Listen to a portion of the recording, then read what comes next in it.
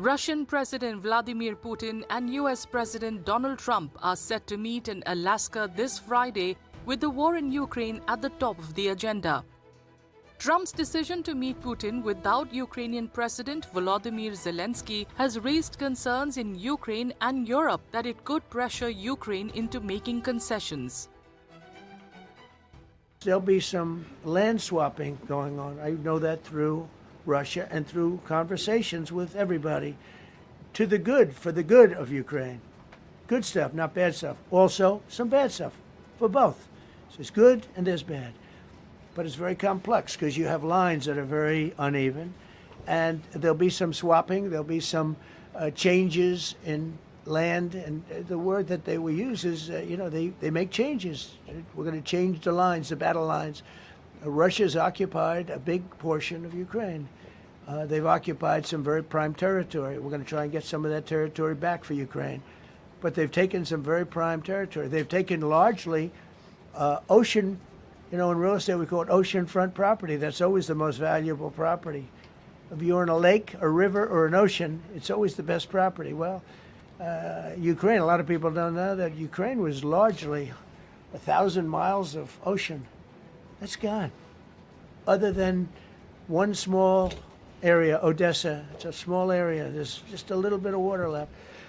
So I'm going to go and see the parameters. Now, I may leave and say, good luck, and that'll be the end.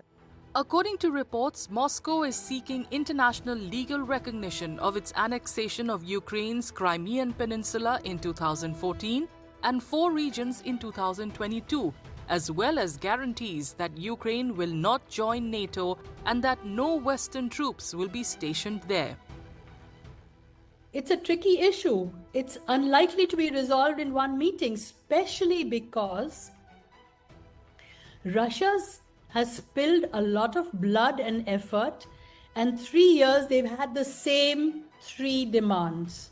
One, that Ukraine should be a neutral country, it should not be part of NATO. Is there any agreement on that? That Ukraine has to say, and they have not said it. And Europe also wants them to be part of NATO. So there can be no compromise on that. Second, the ethnic minorities in Ukraine, the Russian minorities whose rights have been taken away, they don't have a right to their language, to their church, to their culture. That has to be restored.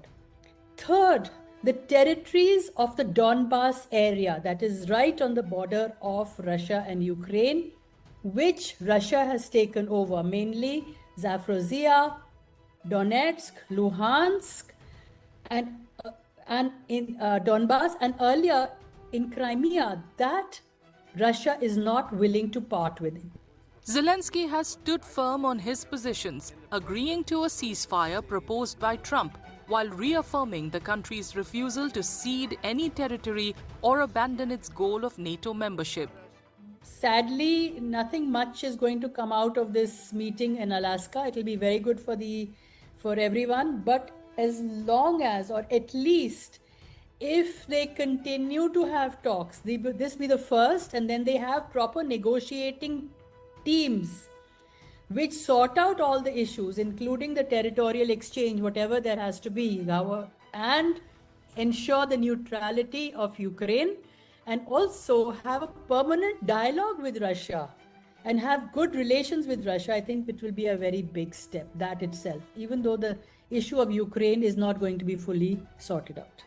European Union leaders have urged Trump to defend their security interests at his summit with Putin later this week over the war in Ukraine.